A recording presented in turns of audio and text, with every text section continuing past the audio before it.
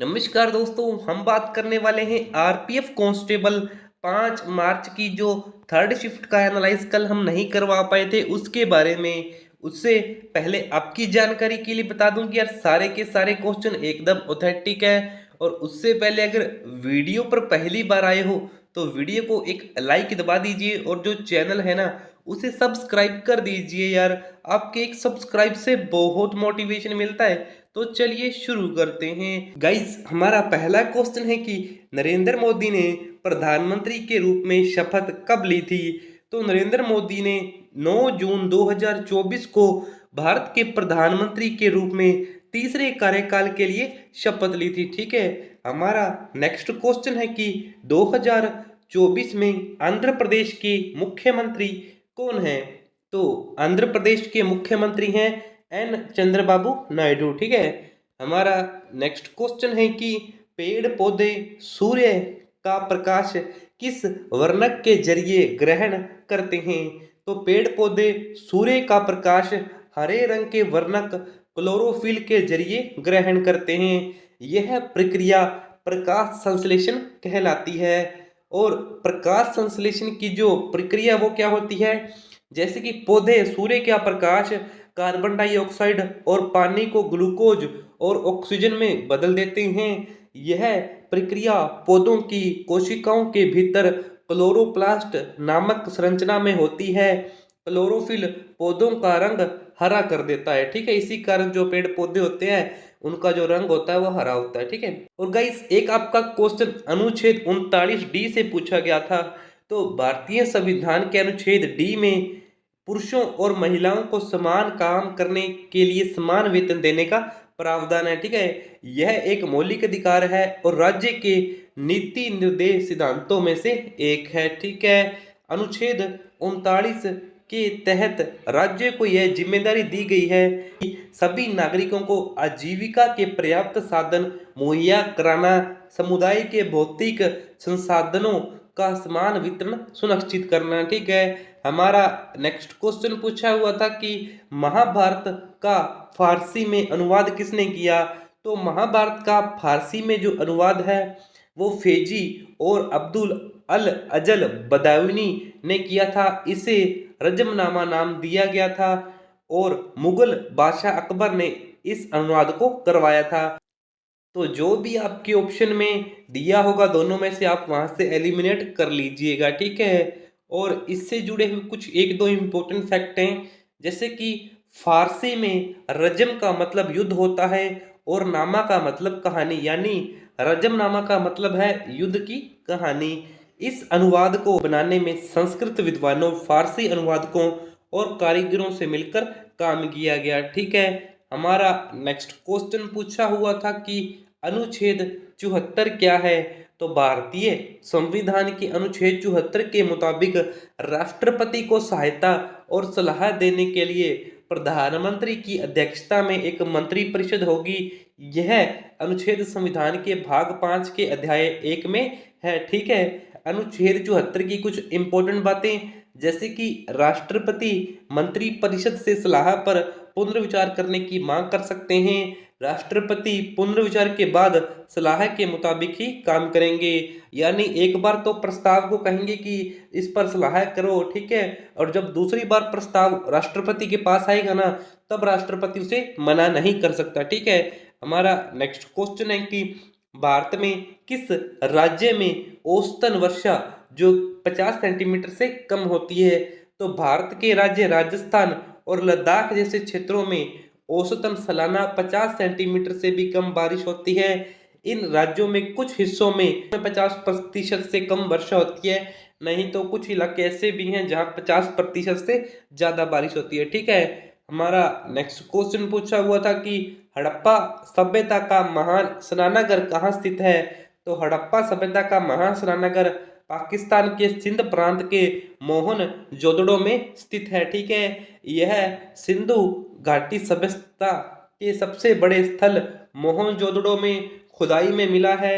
इसे हड़प्पा सभ्यता की सबसे बड़ी इमारत माना जाता है। और इससे जुड़े हुए कुछ इंपॉर्टेंट फैक्ट देख लीजिए, जैसे यह कृत्रिम टीले पर बना है, यह 11.88 मीटर लंबा और 7 मीटर चौड़ा है। इसका सबसे ज़्यादा हिस्सा 2.43 मीटर गहरा है, ठीक है। और हमारा नेक्स्ट क्वेश्चन है कि किस वर्ष ईस्ट इंडिया कंपनी को हटा दिया गया और भारत पर ब्रिटिश का पूर्णतः राज हो गया। तो ईस्ट इंडिया का शासन 1858 के अधिनियम के तहत खत्म हो गया और भारत में ब्रिटिश शासन लागू हो गया।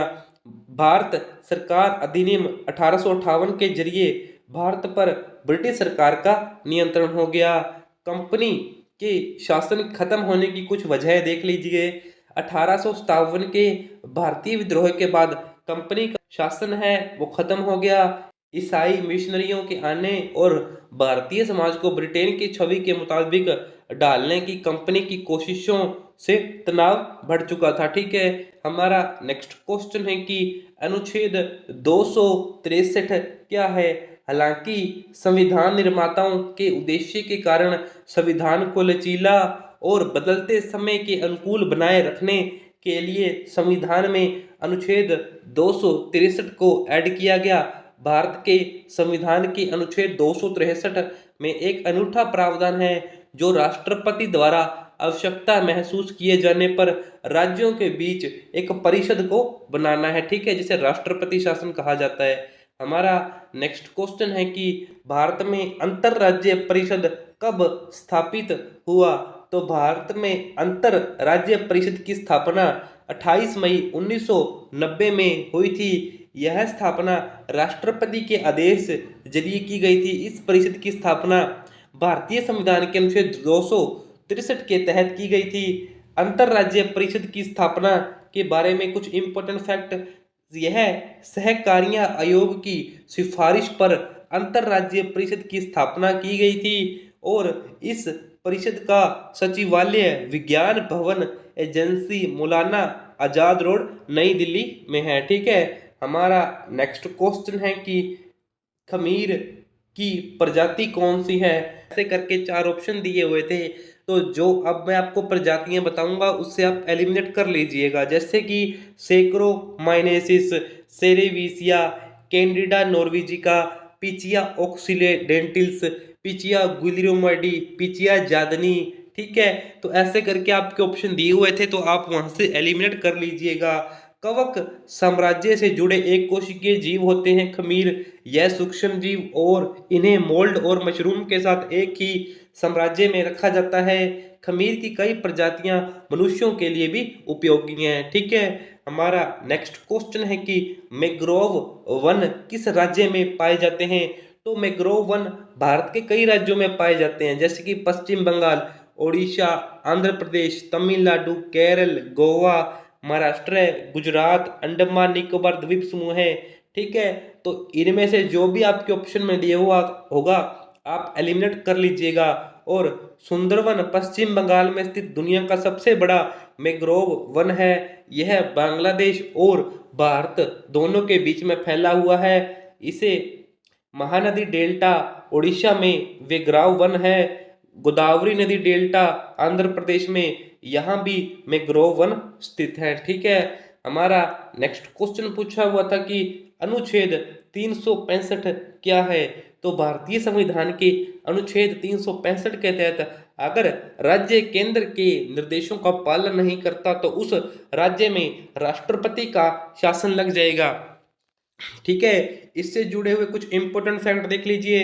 अगर कोई राज्य संविधान के किसी उपबंध के तहत केंद्र सरकार के निर्देशों का पालन नहीं करता तो वहां राष्ट्रपति का शासन लगाया जा सकता है। राष्ट्रपति शासन लगाने की घोषणा के बाद राज्य में राष्ट्रपति का शासन लग जाएगा। राष्ट्रपति शासन को 6 महीने तक जारी रख सकते हैं और उसके बाद वहां पर दोबारा वोटिंग करवानी पड़ेगी, ठीक है।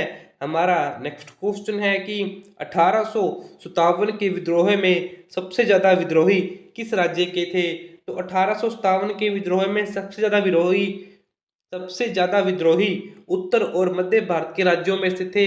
इन विद्रोह में राजस्थान के कोटा से लाला जयदयाल और मेहरब खान ने भी हिस्सा लिया था, ठीक है। हमारा नेक्स्ट क्वेश्चन पूछा हुआ था कि अनुसूची 8 में किस चीज का अधिकार है? तो भारतीय संविधान की 8वीं अनुसूची में भारत की आधिकारिक भाषाओं की सूची दी गई है। यह अनुसूची भाषाओं से जुड़ी है। इसमें शामिल भाषाओं को भारत ने आधिकारिक तौर पर मान्यता दी है। इससे जुड़े हुए कुछ इंपॉर्टेंट फैक्ट देख लीजिए, जैसे कि असमिया, उड़िया, उर्दू, कन्नड़, कश्मीरी, कोंकणी, गुजराती, डोगरी, तमिल, तेलुगु, नेपाली, पंजाबी, बांग्ला, बोडो, मणिपुरी, मराठी, मलयालम, मैथिली, संथाली, संस्कृत, सिंधी। 8वीं अनुसूची में इन सभी भाषाओं को शामिल किया गया है। सबसे पहले 14 भाषाओं को संवैधानिक मान्यता दी गई थी। इसके बाद सिंधी भाषा को 21वें संविधान संशोधन अधिनियम 1967 के साथ जोड़ा गया। कोंकणी, मणिपुरी और नेपाली भाषा को 71वें संविधान संशोधन 1992 के जरिए जोड़ दिया गया। ठीक है, हमारा नेक्स्ट क्वेश्चन है कि बीज का प्रयोग किस में किया जाता है? वाणिज्यिक कृषि में या गहन निर्वाह कृषि में? तो वाणिज्यिक कृषि में बीजों का इस्तेमाल किया जाता है। वाणिज्यिक कृषि में बीजों का इस्तेमाल करने से पैदावार बढ़ती है और लागत कम हो जाती है। और इससे जुड़े हुए कुछ इंपॉर्टेंट फैक्ट देख लीजिए। वाणिज्यिक बीज जो पंजीकृत या प्रमाणित होते हैं। हाइब्रिड बीज जो प्रौद्योगिकी और अन्य फसल सुधार प्रौद्योगिकियों के साथ मिलकर बनाए जाते हैं। जीएम बीज जिनमें शाकनाशी, सहिष्णुता और कीट प्रतिरोध जैसे गुण पाए जाते हैं। हमारा नेक्स्ट क्वेश्चन है कि भारत में उपभोक्ता संरक्षण अधिनियम कब पारित हुआ? तो भारत में यह अधिनियम 24 दिसंबर 1986 को पारित हुआ था। यह अधिनियम उपभोक्ता के हितों की रक्षा के लिए बनाया गया था। इस उपभोक्ता संरक्षण अधिनियम 1986 या 1986 का 68 के नाम से भी जाना जाता है। ठीक है, हमारा नेक्स्ट क्वेश्चन है कि लोथल किस राज्य में है? तो लोथल गुजरात में स्थित है। यह प्राचीन सिंधु घाटी सभ्यता का एक महत्वपूर्ण बंदरगाह था। लोथल को मिनी हड़प्पा भी कहा जाता है और यह सिंधु घाटी सभ्यता के सबसे दक्षिणी शहरों में था। लोथल में कृत्रिम गोडी बाड़ा बना था। यह हड़प्पा संस्कृति से जुड़ा एकमात्र ऐसा स्थल है जहां चावल के साक्ष्य पाए गए हैं। लोथल में दोहरे दफन के साक्ष्य भी मिले हुए हैं। ठीक है, हमारा नेक्स्ट क्वेश्चन है कि रामपुर जिले से किस मुस्लिम नेता ने असहयोग आंदोलन में योगदान दिया था? तो इसका आंसर आप सभी कमेंट बॉक्स में बताइएगा। बाकी यही थे यार आपकी जो थर्ड शिफ्ट में आए हुए क्वेश्चन।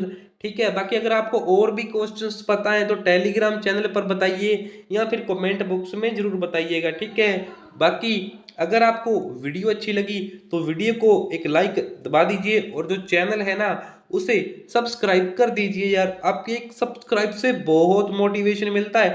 ठीक है, बाकी अगर आपको पीडीएफ चाहिए तो कमेंट कर दीजिए। पीडीएफ टेलीग्राम चैनल का लिंक मिल जाएगा, वहां से आप free of cost PDF download कर लीजिएगा। ठीक है, बाकी सब्सक्राइब कर देना यार। Thank you.